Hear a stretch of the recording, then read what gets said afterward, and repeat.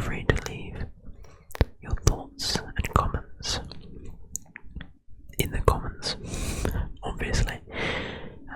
But again, as I would always say in my videos, if you enjoy, please do leave a like on the video as well. It really helps the algorithm.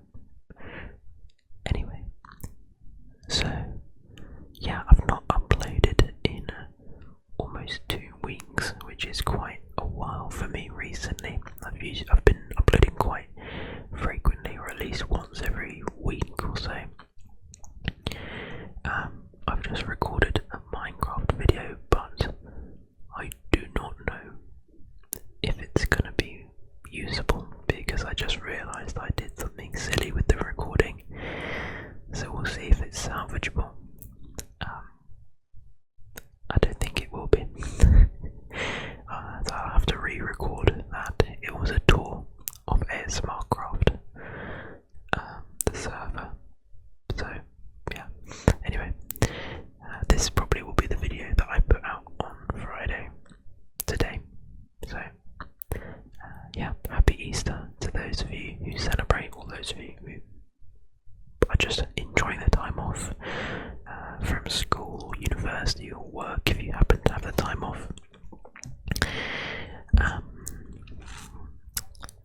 And yeah, so I've also got a bit of time off myself. I have this week off and then next week off.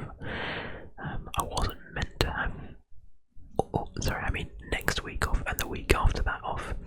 I wasn't meant to have next week off, but my university placement at hospital has been cancelled because the junior doctors in the UK are striking, and they're striking for 4 days from Tuesday to Saturday morning. So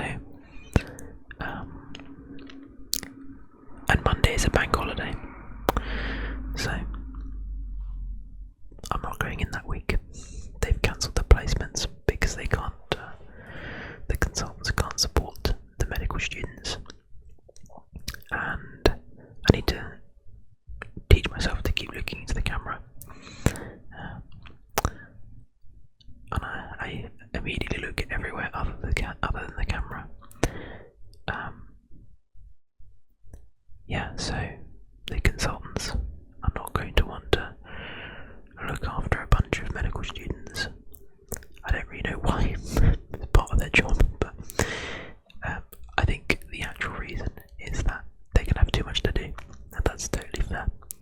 And there's also a chance that if we go in as medical students, they might ask us to do stuff that we're not really permitted to do to make up for the junior doctor strikes. Do the jobs that they're meant to be doing, or that the junior doctors would have been doing. And whilst in principle that's okay, I wouldn't mind. In fact, I'd see it as a good opportunity to practice. The general consensus, and it makes complete sense, is that if we were to do those jobs during industrial action, we'd be undermining the strikes themselves. So the whole point is it's meant to cause disruption. So us kind of helping out would just be hindering the strike, really. So I'm not going in. It's the long and short of that. I'm not going in next week, and the week after that I have a break. So I've got 2 weeks off. I was initially going to be going to Naples the week after next, which was going to be nice, but then my partner, she got a job offer, which is great, but they're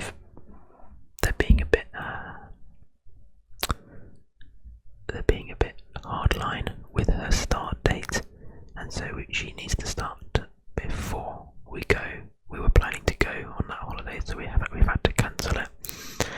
Thankfully, we didn't book the flights yet. We only booked the hotel, and they do like full refunds and stuff. So we've not actually lost any money, which is really like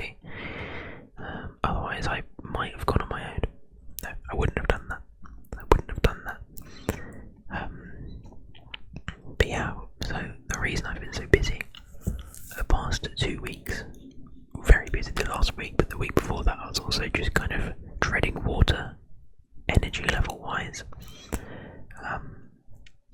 So I've got this kind of transition block. For those of you who don't know, as is maybe apparent from the name of the channel, I'm a medical student in the UK. I started this channel in second year. In the UK, medical students go to medical school for 5 years. Usually can be 4, can be 6, depending on, how things go. But my course was 5 years. I started in second year, this YouTube channel, and I'm now in my 5th year, my final year, and I'll be graduating, officially graduating in July. However, I have already finished all of my exams. They were in January. I've passed them, thankfully, which means that I am basically graduated, if that makes sense. There's nothing else that I need to do. I'm just kind of finishing modules and blocks, and the only thing that could stop me from becoming a doctor now is if I just decided to not turn up to placement for some reason, and then they discovered that I wasn't going and sort of decided that that was enough to not let me graduate or something, which would be pretty stupid all round from myself and from them. So basically everyone in my year is telling their families and friends that they're now graduated and they're doctors, because we basically are. So yeah, I'm very happy about that. I'm excited and intensely nervous to be starting in August. August the 3rd Wednesday, the first Wednesday of August is when I'll have my first official day on the job.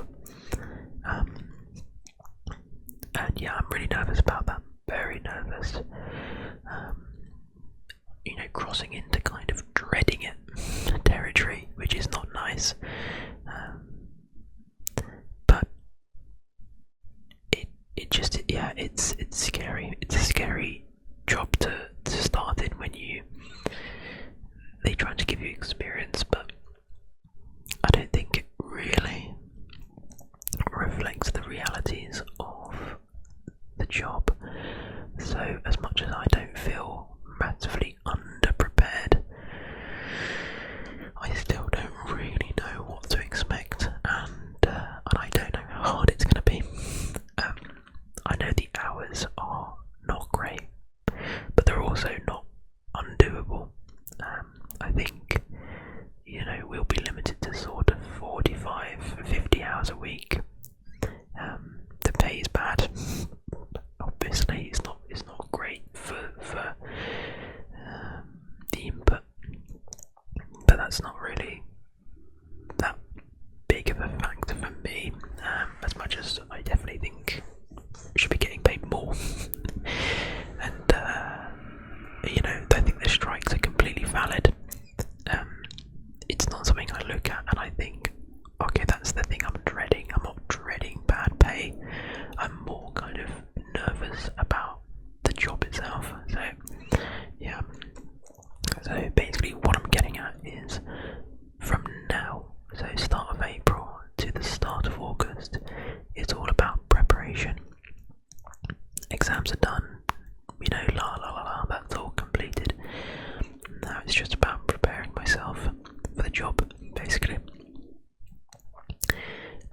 And that's what I've been doing the last couple of weeks, starting. So we have this, what I've just finished technically is a 3-week placement. It's called a career development period. And then I have this week off, or 2 weeks off technically. And then my final module, which is called Transition to F1, or Foundation Year 1. And the Foundation Year 1 is what we call graduated doctor. Then you go into foundation year 2. Then you complete your foundation program or training, and then you go into like core training, and from then it's completely variable from whatever specialty you are pursuing.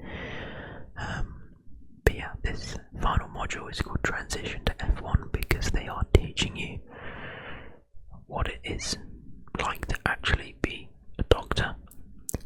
Before that, we've had placements since second year, so we've got plenty of clinical exposure and patient exposure and all that, but not really much exposure to what are the literal day-to-day routine jobs of the role that we'll be going into in August. And that is doing discharge summaries, taking routine bloods and writing it all up, doing all these kind of more boring things. I don't know if I'd really call them boring either. They're just routine things, things that make up the hours of your day rather than, I don't really know how to put it. Discharge summaries, electronic patient record summaries, writing up reports and things like that, sending off forms, all the admin work, learning how to write clinical notes and hand over patients properly, that kind of stuff. Take a quick drink. But yeah, so that starts in towards the end of April, and I am looking forward to that module because I really am quite desperate to be prepared. One thing, I guess you could say it's a flaw of mine, is that I'm chronically preparatory, if that makes sense. I like to be as prepared as physically possible for pretty much everything that I do, doing things on the fly. I wouldn't say that I can't do things on the fly, it makes me anxious, makes me nervous, and that's going as far as, if I go on placement and I don't know, so recently I've been in surgery, and I was thinking, well, I'm going to be learning from surgeons, and they know lots and lots and lots about anatomy, so I don't want them to ask me questions about anatomy that I don't know the answer to. So I spent a lot of time revising my anatomy. Now, obviously, that's a good thing, and it's probably a normal thing, but it's more because, the reason for it is maybe not a very healthy one, because I don't like being asked a question that I don't know the answer to. And if I get asked a question and I don't know the answer to it, I get really anxious and nervous, and knowing that I might have questions asked to me that I don't know the answer to, it makes me anxious and nervous, which is not a good thing. You should be able to say I don't know without getting, all sorts of self-doubting and blah blah blah. So that's something I need to work on. But it's not the biggest issue in the world. I think everyone feels that way sometimes. I just think it's a bit bigger an issue for me at the moment. But yeah, that actually neatly brings me on to what I've physically been doing recently that's made me so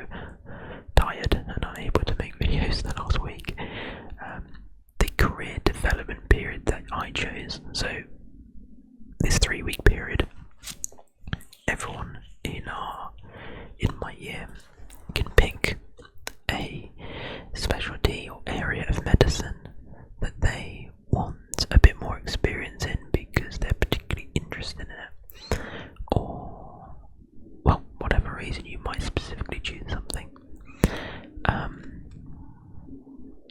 And I chose pediatric surgery, and I chose that because first of all I have like very little exposure to surgery, which is something that I'm a bit disappointed about. Most of my surgical placements were during COVID, so they got cancelled. So I've really only been to maybe 10 surgeries over my 5 years in medical school, which is like nothing.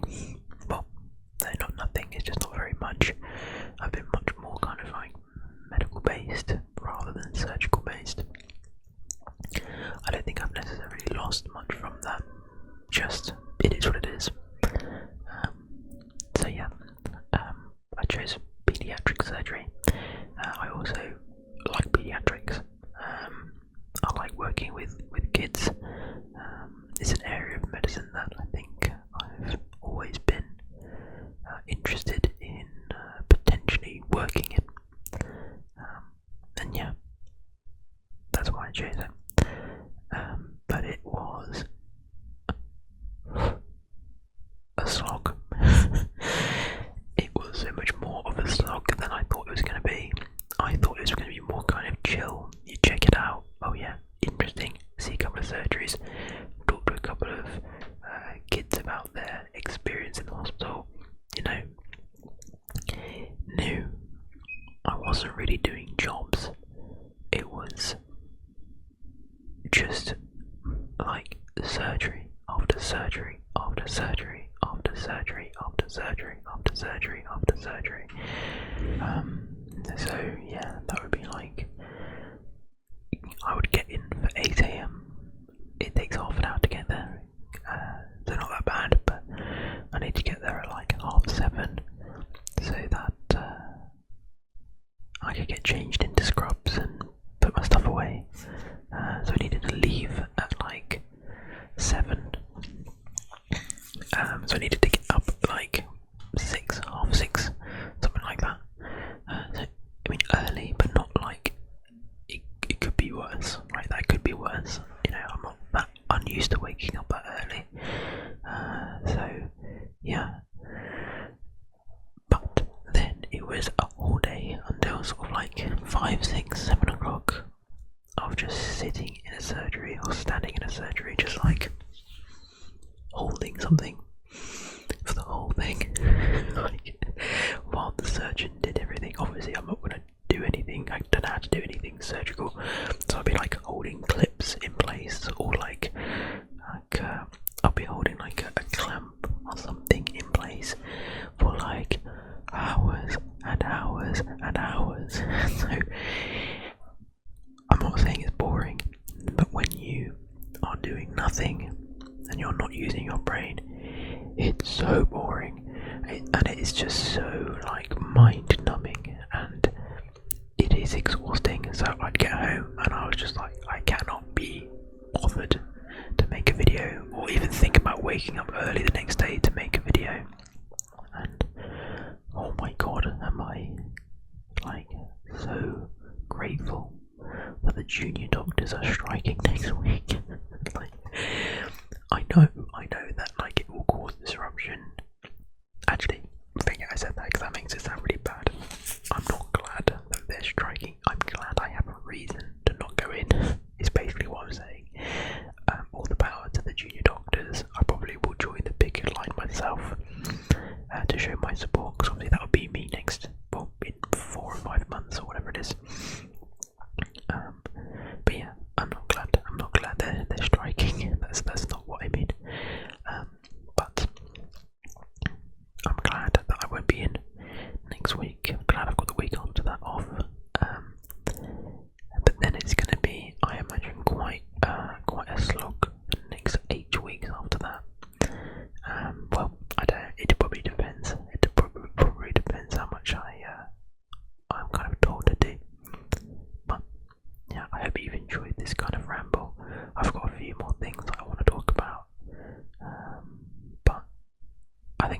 for another video. I think we'll maybe do a couple of these because these are quite nice. They're quite therapeutic. Let me know what you think. Do you enjoy this type of video, and would you like to see more of it on my channel? And yeah, thanks for watching, guys.